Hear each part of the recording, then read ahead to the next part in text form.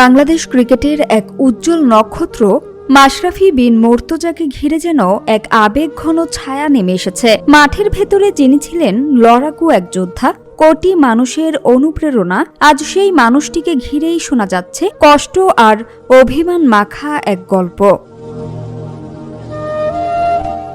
সম্প্রতি প্রকাশিত এক প্রতিবেদনে তার বাবা গোলাম মুর্তজার বরাতে বলা হয়েছে, মাশরাফি নাকি একসময় আবেগের বশে বলেছিলেন, আমি মারা গেলে আমার লাশটা নড়াইলে নিও না। এই একটি বাক্যই যেন ভক্তদের হৃদয়ে গভীর দাগ কেটে দিয়েছে।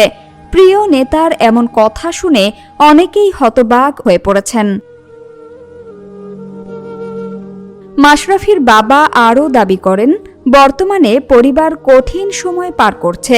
তাদের জীবনে এসেছে এক ধরনের মানসিক দূরত্ব ও চাপ, যা আগের স্বাভাবিক সম্পর্ককেও প্রভাবিত করেছে।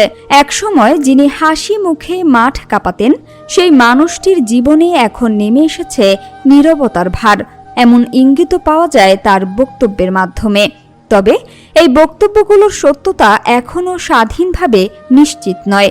এ বিষয়ে মাশরাফির পক্ষ থেকেও কোনো আনুষ্ঠানিক প্রতিক্রিয়া পাওয়া যায়নি। তবুও সামাজিক যোগাযোগ মাধ্যমে ছড়িয়ে পড়া এই খবর যেন ভক্তদের হৃদয়ে এক অদ্ভুত শূন্যতা তৈরি করেছে। অনেকেই লিখেছেন যে মানুষটা দেশের জন্য নিজের শরীরকে পর্যন্ত থামতে দেননি। তার জীবনে যদি সত্যিই এমন কষ্ট থাকে, তবে তা শুধু ব্যথাই নয়, এক গভীর বেদনা।